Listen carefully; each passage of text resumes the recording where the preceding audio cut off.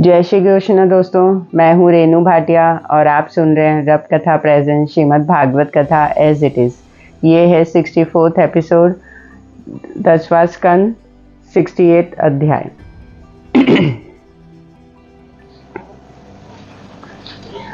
सुखदेव जी ने कहा, हे परीक्षित, जिस तरह श्री कृष्ण जी का बेटा साम राजा दुर्योधन की कन्या लक्ष्मणा को हस्तिनापुर से विवाह लाया था, वह कहते हैं सुनो।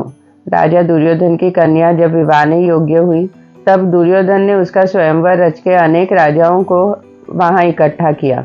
जब मुरली मनोहर का बेटा साम भी यह हाल सुनकर हस्तिनापुर में गया, तब वहां क्या देखा कि अनेक राजा उत्तम उत्तम भूषण व वस्त्र पहने व शस्त्र लिए राजा दुर्योधन की सभा में बैठे हैं।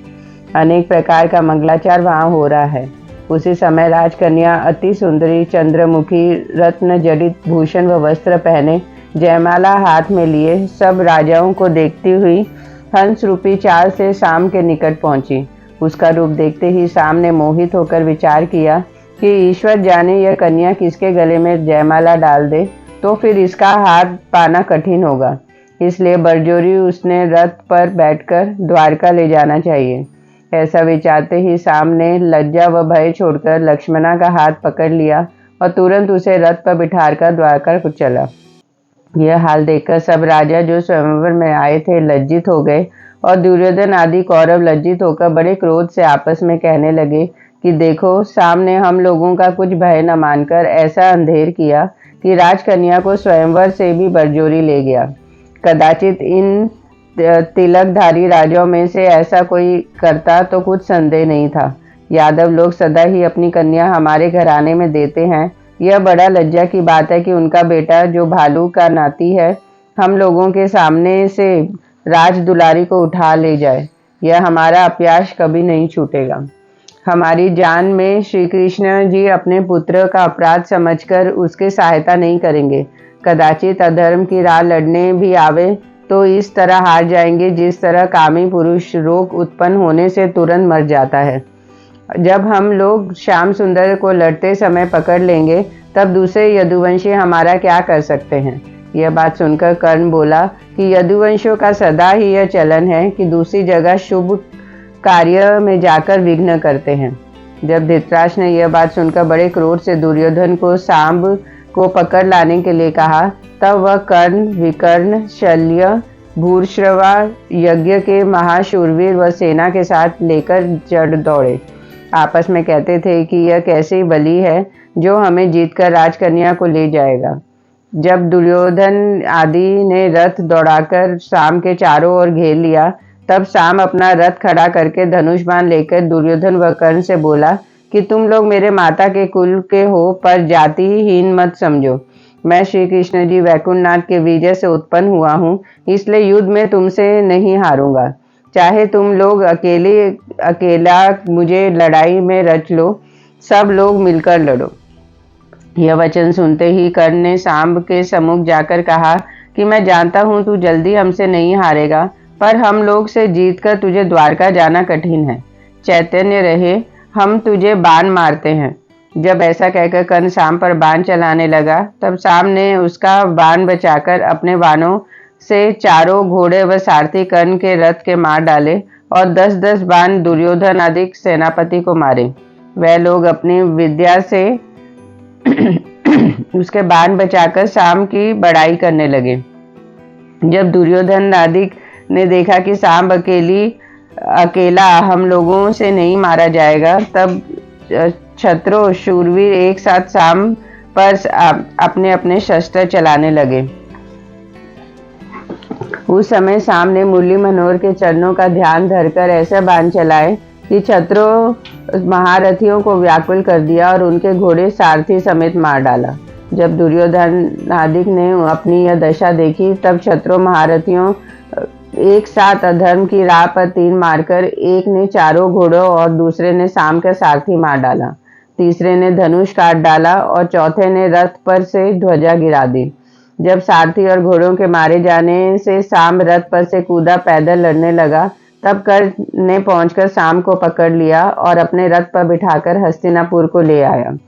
दुर्योधन ने साम को अपनी सभा में खड़ा करके कहा कि हे यादव, तेरा यह पराक्रम क्या हुआ जिस घमंड से तू राजकन्या को बरजोरी उठा ले गया था। जब यह सुनकर साम लज्जा से चुप हो रहा, तब भीष्म पितामह ने दुर्योधन से कहा कि इसका ब्याह लक्ष्मणा से करके विदा कर देना चाहिए।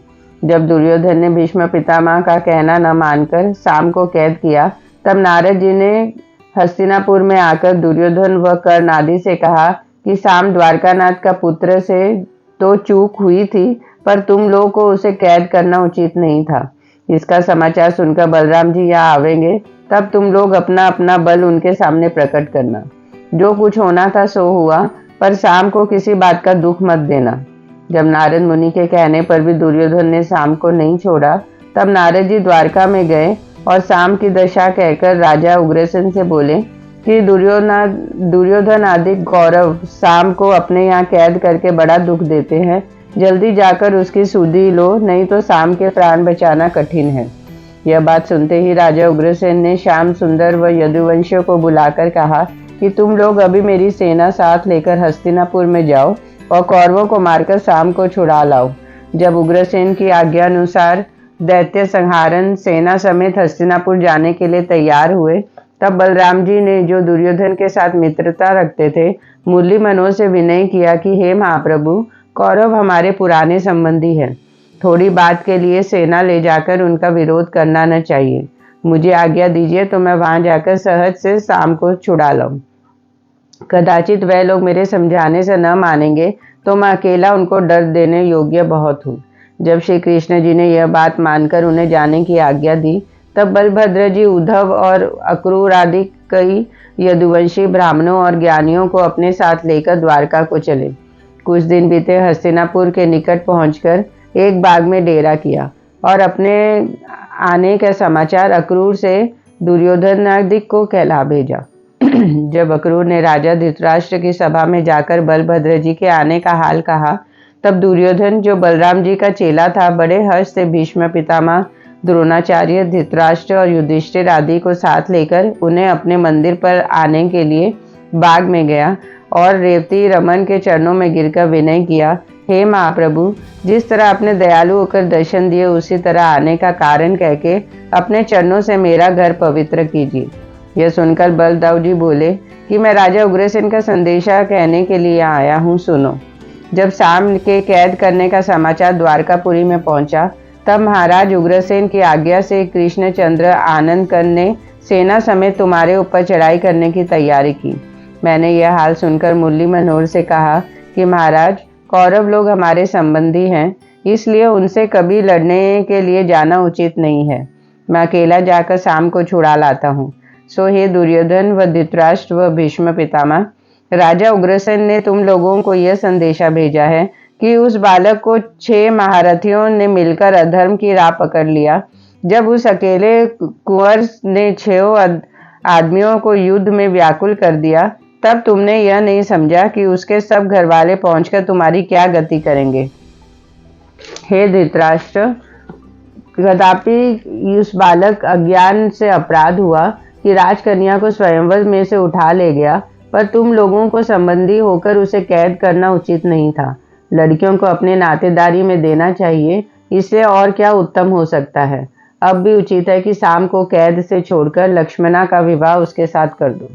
बलराम जी का यह वचन सुनते ही दुर्योधन सब कौरवों की सम्मति से क्रोधित होकर बोला, हे बलराम जी, आप चुप रहिए। अब अधिक बड़ाई उग्रसेन की न कीजिए। हम लोगों से यह नहीं सुना जाता। कभी 4 दिन की बात है कि उग्रसेन को संसार में कोई नहीं जानता था। जब से उसने हमारे साथ नातेदारी की, तब से उसकी पदवी बढ़ी। उग्रसेन ने हमारे अधीन होने पर भी अभिमान से इस तरह हमको संदेश कहला भेजा है, जिस तरह कोई राजा अपनी प्रजा पर आज्ञा करे। बड़ा आश्चर्य है, जो पांव की जूती सिर पर चढ़ने लगी है। यादव वंशियों को हमारे चंवर व छत्र देकर राजा बनाया था, सो उनको ऐसी बात कहते हुए लज्जा नहीं आती। द्वारकापुरी का राज्य पाकर अपनी पिछली बात भूल गए, जो मथुरा में ग्वाल व हीरों के साथ रहते थे। जब हमने उनको अपने साथ खिलाकर राजगद्दी दिखलाई, तब उनकी गिनती राजों में हुई। जैसा भलाई हमने उनके साथ की, वैसा फल पाया। किसी दूसरे के साथ ऐसा करते तो जन्म भर हमारा यश मानते। बड़ी लाज की बात है कि यादव लोग सदा से हमारे अधीन रहकर अब हमारी बेटी ब्याहना चाहते हैं। आकाश से पानी की जगह पत्थर नहीं बरस सकते। यह सब हमारी नातेदारी करने के कारण है। जो दूसरे लोग तो हमारे राजा पर उनका आदर करते हैं, नहीं तो उन्हें कौन पूछता था। शाम की निर्लजता और ढिठाई देखो, जिसने स्वयंवर में से मेरी कन्या ले जाने की इच्छा की। हमें उचित था कि शाम को मार डालते, जिसमें फिर कोई ऐसा न करता, पर नातेदारी होने से ऐसा नहीं किया। इसलिए बलदाऊ जी उसकी सिफारिश लेकर हमारे यहाँ आए हैं। आज राजा इंद्र भी ऐसे सामर्थ्य नहीं रखता जो मेरे भीष्म पितामह और द्रोणाचार्य के सम्मुख आकर लड़ सके। जब कालियमन व जरासन के घेरे लेने से मथुरा छोड़कर भाग गए थे, तब यह सब घमंड और बल उनका कहाँ गया था, जो आज हमारे ऊपर आज्ञा चलाते हैं। यह सब दोष भीष्म पितामह व धृतराष्ट्र का है, जिन्होंने यादव वंशियों का सम्मान करके उन्हें इतना ढीठ किया, नहीं तो ऐसा क्यों कहला भेजते। दुर्योधन यह कठोर वचन उग्रसेन आदि को कहकर सभा से उठ गया। ऐसा विचारते ही बलदाऊ जी हंसकर उद्धव आदि अपने साथियों से बोले कि देखो, कौरवों को अपने राज्य का इतना अभिमान हुआ, जो हम लोगों को चरण की जूती बनाकर अपने को सिर समझते हैं। जब श्याम सुंदर, वैकुंठनाथ, ब्रह्म व महादेव आदि देवताओं के मालिक होकर राजा उग्रसेन को दंडवत करते हैं, तब उनको महाराज होने से क्या संदेह है। आज मुरली मनोहर की दया से इंद्रादिक देवताओं की यह सामर्थ्य नहीं है जो राजा उग्रसेन को दुर्वचन कह सके, सो उन्हीं को दुर्योधन ने हमारे सामने ऐसी बात कही। मेरा नाम बलदाऊ है, अभी नहीं तो आज से अपना नाम बलराम न रख। अभी नगर समेत इन लोगों को यमुना जल में डुबोकर नाश कर डालूंगा, नहीं तो आज से अपना नाम बलराम न रखूंगा।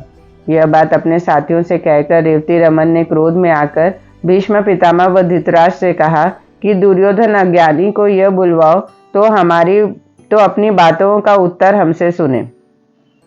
मैंने जाना कि अब नातेदारी की प्रीति छोड़कर युद्ध करना पड़ेगा। जब भीष्म पितामह के बुला भेजने से दुर्योधन फिर सभा में आकर बैठा, तब रेवती रमन ने कहा, हे दुर्योधन, ज्ञानी व अज्ञानी मनुष्य इस तरह पहचाना जाता है कि ज्ञानी लोग सब बात का आगम विचार कर यह काम करते हैं जिसमें लज्जित न होना पड़े, और मूर्ख मनुष्य बिना समझे काम करने के पीछे अपना दंड को पहुंचते हैं। जिस तरह नया घोड़ा जब तक सवार के हाथ का कोड़ा नहीं खाता, तब तक सीधा नहीं चलता, उसी तरह तुमने अभिमान भरी बातें कहकर यह विचार नहीं किया कि कैसा वचन कहता हूँ। यह सब बातें तुमको कहना उचित नहीं था, क्योंकि मैंने प्रेम व प्रीति भरी बातें तुमसे कही। उनका उत्तर तुमने ऐसा दिया जैसा कोई सेवक को भी नहीं कहता। मैं चाहता था कि हमसे और तुमसे युद्ध न हो, सो तुमने दुर्वचन कहकर हमको क्रोध दिलाया, और भलमनसी से कहना तुमको अच्छा नहीं मालूम हुआ। इसलिए तुम अपने कर्तव्य का दंड पाकर लज्जित होंगे। तुमने नहीं समझा कि अपनी स्तुति व दूसरों की निंदा करना अच्छा नहीं होता। तुझे अपनी कन्या श्री कृष्ण जी के बेटे को देने से लज्जा मालूम होती है। तू उन वैकुंठनाथ की पदवी नहीं जानता जिनके चरणों की धूरी इंद्रादिक देवता सिर पर चढ़ाने से अपनी बड़ाई समझते हैं। हे दुर्योधन, भला तू बतला, यह पदवी तेरे कुल में किसको प्राप्त है जो तूने अभिमान भरी बातें कही। ऐसा कहकर बलदाऊ जी ने क्रोध से अपना हल पृथ्वी पर गाड़ दिया और हस्तिनापुर को पृथ्वी समेत हल से उठाकर जैसे यमुना जल में डुबाना चाहा, वैसे एक कोना पृथ्वी का उठा हुआ देखकर भीष्म पितामह, धृतराष्ट्र, ब्राह्मण व ऋषि वर आदि को उस सभा में बैठे थे उठ खड़े हुए और हाथ जोड़कर विनय पूर्वक रेवती रमन से कहा कि हे दीनानाथ, आप ईश्वर रूप व धर्म की वृद्धि करने वाले होकर अपना क्रोध क्षमा कीजिए। दुर्योधन अज्ञानी के दुर्वचन कहने पर हस्तिनापुर को डुबाकर बिना अपराध करोड़ों के प्राण न लीजिए। आज से हम लोग सदा राजा उग्रसेन की आज्ञा का पालन करेंगे। जब बलदाऊ जी ने भीष्म पितामह आदि के विनय करने से क्रोध क्षमा करके अपना हल को हस्तिनापुर को उलटने के लिए पृथ्वी में घसाया था निकाल लिया, तब दुर्योधन शाम को बहुत अच्छा गहना व कपड़ा पहनाकर अपनी कन्या लक्ष्मणा समेत बलराम जी के पास ले गया और हाथ जोड़े। इस तरह दुर्योधन ने अपनी बहुत स्तुति करके विधि पूर्वक लक्ष्मणा का विवाह शाम से कर दिया और 12,000 हाथी, 10,000 घोड़े, 6,000 जड़ाऊ रथ, 1,000 दासी, अति सुंदर भूषण व वस्त्र युक्त व अनेक वस्तु दहेज में देकर जब दूल्हा व दुल्हन को विदा किया, तब बलराम जी शाम को लक्ष्मणा समेत अपने साथ लेकर हर्षपूर्वक द्वारका को पहुंचे और वहां का सब हाल राजा उग्रसेन व श्याम सुंदर से कह दिया। कौरवों के घर टूटने का हाल सुनकर सब लोग प्रसन्न हुए। इतनी कथा सुनाकर शुकदेव जी बोले, हे परीक्षित, अभी तक हस्तिनापुर दक्षिण की ओर ऊंचा और उत्तर की ओर नीचा दिखलाई देता है। 69वां अध्याय। शुकदेव जी ने कहा, हे परीक्षित, एक दिन नारद जी ने अमरावतीपुरी में क्या देखा कि राजा इंद्र की दोनों स्त्रियां आपस में झगड़ा कर रही है। तब उन्होंने विचार किया कि 2 सप्ती होने से यह दशा है, श्री कृष्ण के 16,108 स्त्रियां उनमें किस तरह बनती होगी।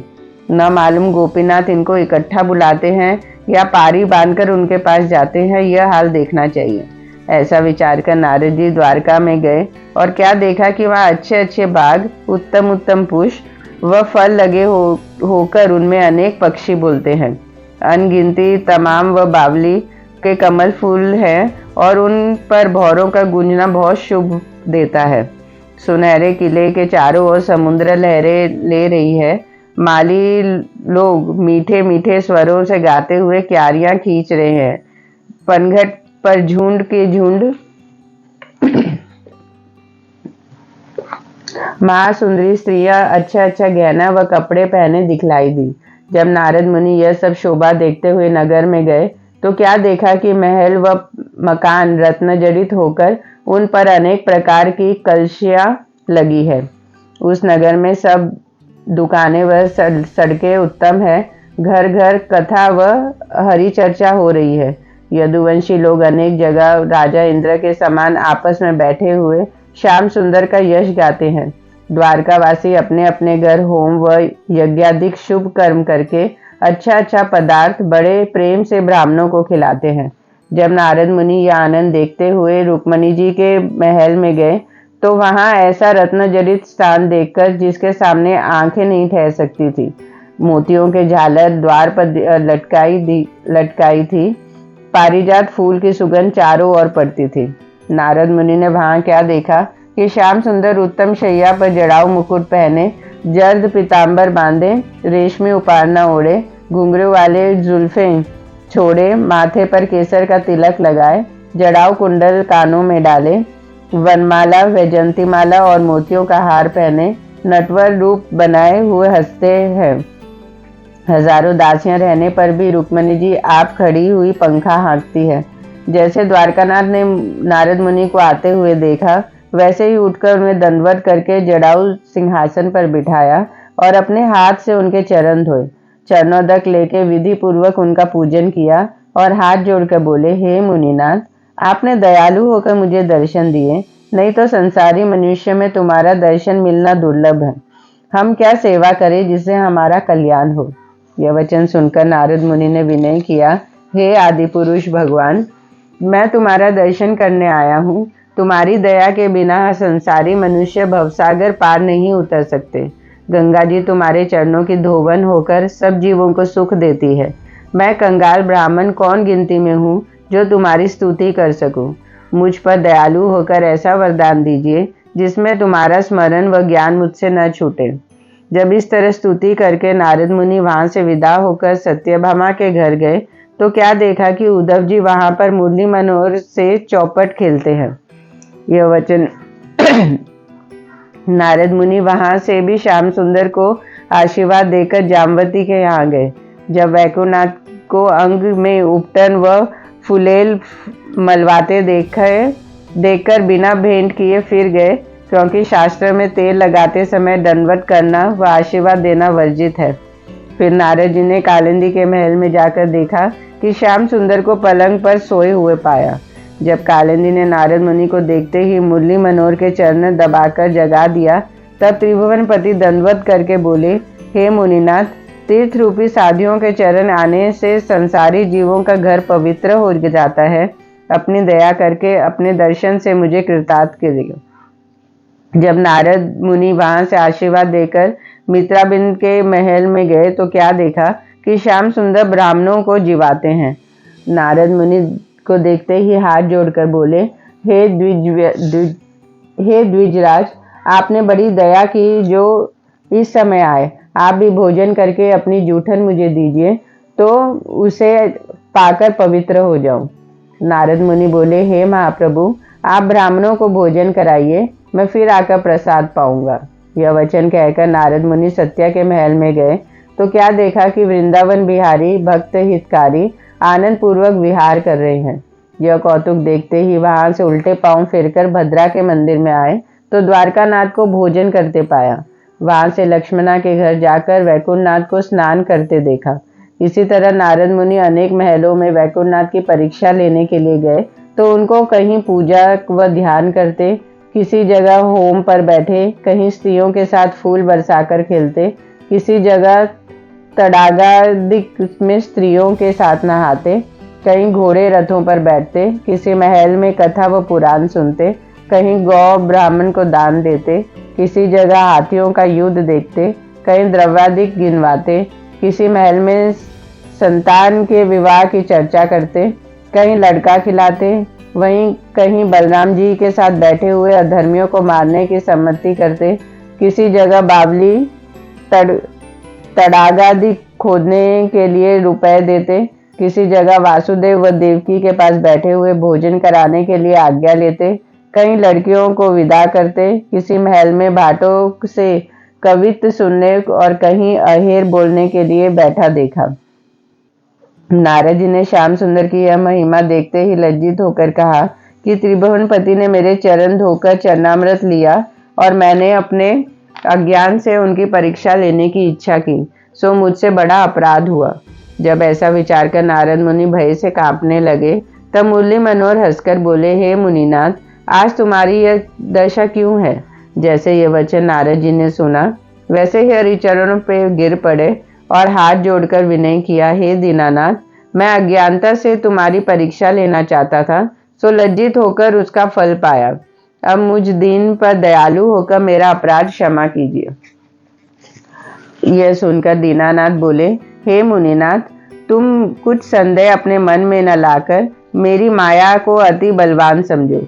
जब वह माया सब जगत को मोहकर मुझे नहीं छोड़ती तो दूसरे की क्या सामर्थ्य है जो संसार में उत्पन्न होकर उसके वश न हो। हे नारद मुनि, मेरे भेद व कामों को पहुंचना बहुत कठिन है। कोई स्थान मुझसे खाली नहीं रहता। सब जीवों के उत्पन्न व रक्षा करने वो चारों वन व चारों आश्रम के धर्म का रखने वाला मैं हूँ। सगुण अवतार में इस वास्ते लेता हूँ जिसमें संसारी जीव मुझे शुभ कर्म करते देखकर उसी तरह अच्छा काम किया करे। तुम मेरे कामों की परीक्षा लेने से न रहकर हरि भजन किया करो। यह सुनते ही नारद मुनि वासुदेव नंदन को अपना अपराध क्षमा करा के बोले, हे महाप्रभु, आप दयालु होकर ऐसा वरदान मुझे दीजिए जिसमें तुम्हारे चरणों की भक्ति सदा बनी रहकर संसारी माया मेरे ऊपर न व्यापे। जब केशव मूर्ति ने नारद मुनि की इच्छा पूर्वक वरदान देकर विदा किया तब वह दंडवत करके वीणा बजाते व हरिगुण गाते हुए सत्यभामा के पास जाकर बोले कि हे सत्यभामा, तू पृथ्वी का अवतार है। तुमसे मुरली मनोहर रुक्मणी से अधिक प्यार करते हैं, इसलिए जब श्याम सुंदर को मुझे दान देकर मोल ले लो तो यह तेरे अधीन रहेंगे। यह वचन सुनते ही सत्यभामा ने प्राणनाथ से आज्ञा लेकर उन्हें पारिजातक समेत नारद जी का संकल्प किया। जब नारद मुनि मुरली मनोहर को अपने साथ ले चले तब सत्यभामा उनके बराबर सोना देने लगी तो नारद जी ने सोने के बदले तुलसी दल लेकर मुरली मनोहर को फेर दिया और आप आनंद पूर्वक ब्रह्मलोक को चले गए।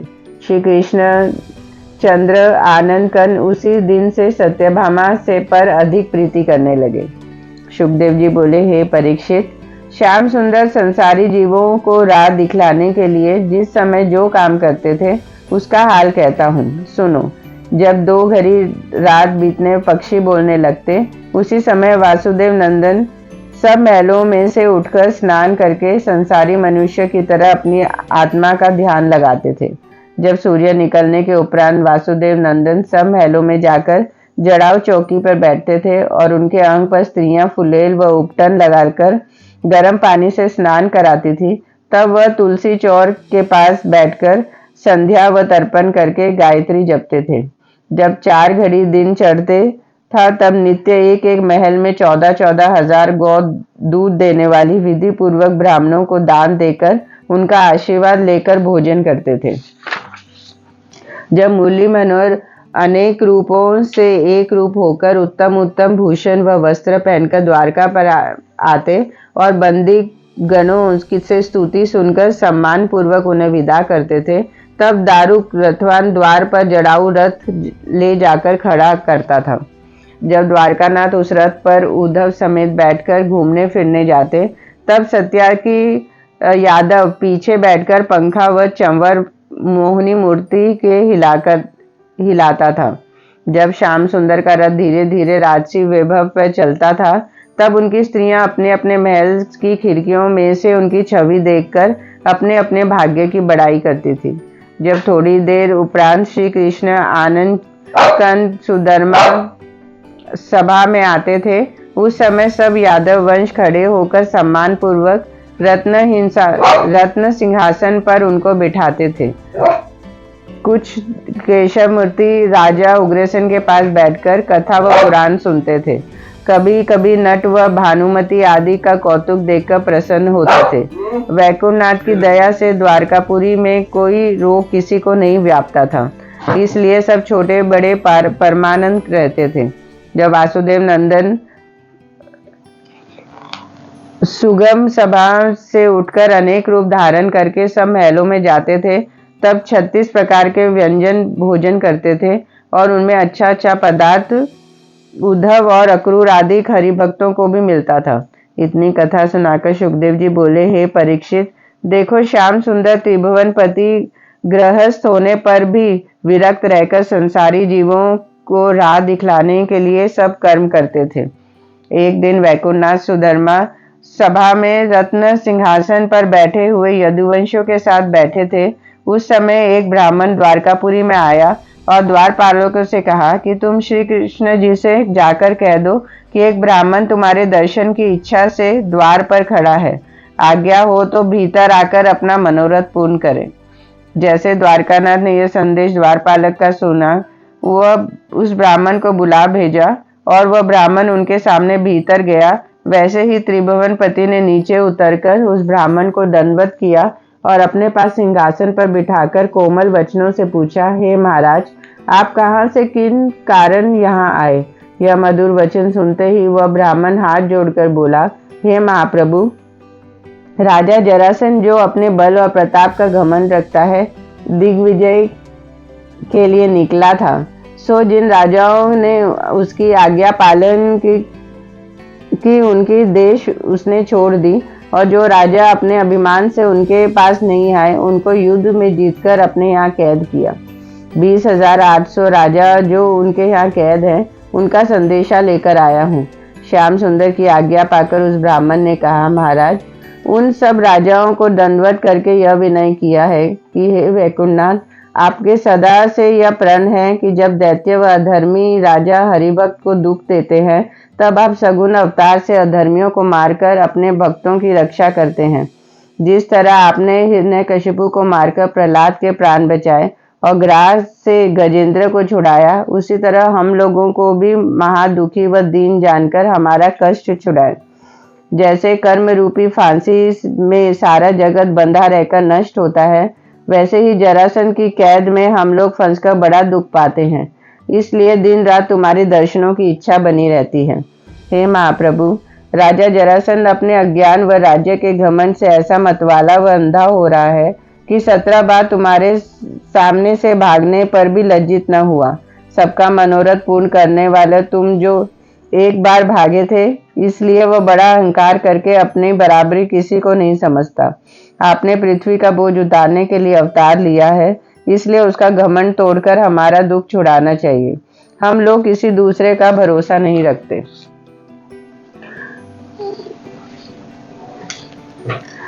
राधे राधे। प्रेम से बोलो राधे राधे।